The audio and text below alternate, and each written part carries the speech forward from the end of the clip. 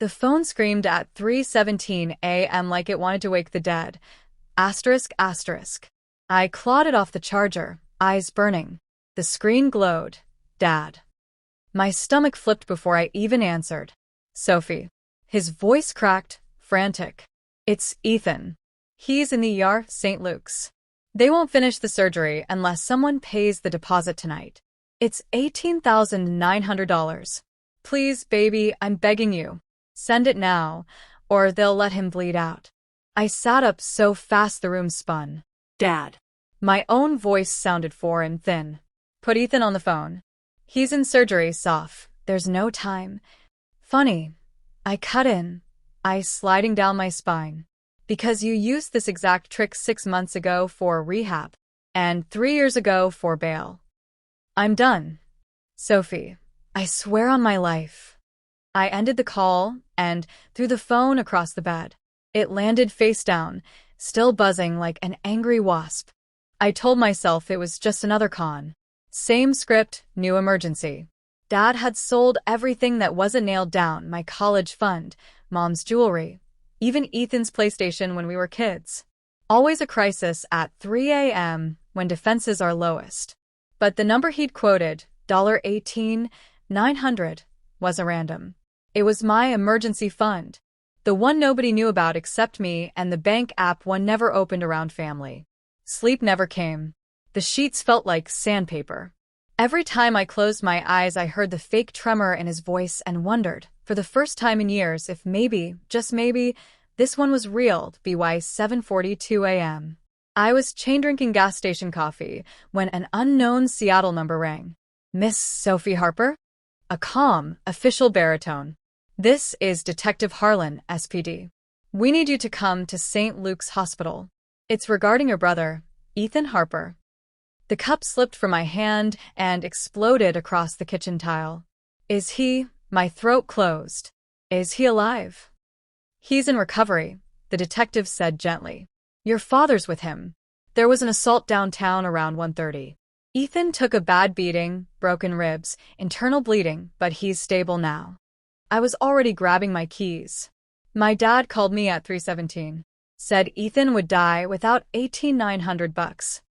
A long pause. Your father's been in the surgical waiting room since 2. He hasn't left Ethan's side. Hospital security footage confirms it. The drive blurred. Every red light felt personal. My knuckles went white on the steering wheel because the math no longer added up. If Dad never made that call, someone else had his voice down to the smoker's rasp and the little hitch he gets when he lies. Someone who knew exactly how much I kept hidden in that account. I found them on the 5th floor.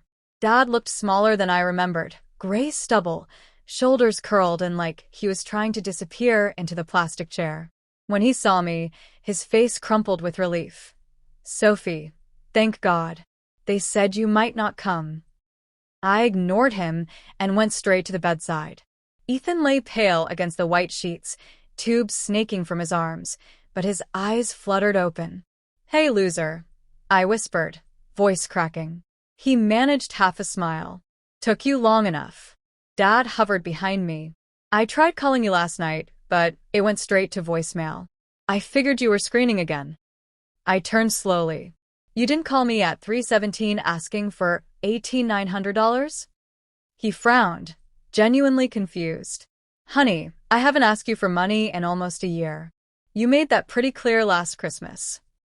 The room tilted. I grabbed the bed rail to stay upright. Because if Dad didn't make the call and Ethan was unconscious by 1:30, then someone else had studied us. Someone had waited until I was vulnerable, weaponized the one thing that could still gut me, my little brother's life, and quoted my secret bank balance to the penny. Dad's phone buzzed on the tray table. He glanced at it and went ghostly white. What? I demanded. Wordless, he turned the screen toward me. Unknown number. One new voice message, timestamped 3:17 a.m. He pressed play on speaker. Dad's own voice filled the room. Panicked, pleading, perfect. Sophie? It's Dad. It's Ethan. He's in the ER, St. Luke's. They won't finish the surgery unless someone pays the deposit tonight. It's $18,900. Please, baby, send it now, or they'll let him bleed out. The recording ended with a soft, almost tender click. Ethan's heart monitor beeped faster. Dad stared at the phone like it had grown teeth. I felt the floor drop out from under me, because the scariest part wasn't that someone could mimic my father perfectly. It was the last line the impersonator had whispered, so low the hospital microphone barely caught it, only now echoing in the sudden silence of the room. Next time, Sophie, you'll pay.